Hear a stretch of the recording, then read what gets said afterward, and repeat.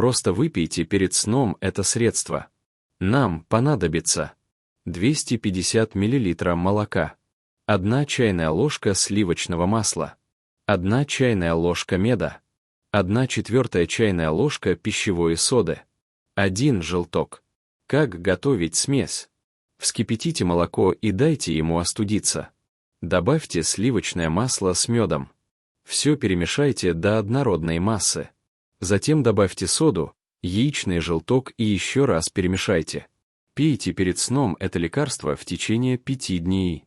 Первые улучшения вы заметите на следующее утро.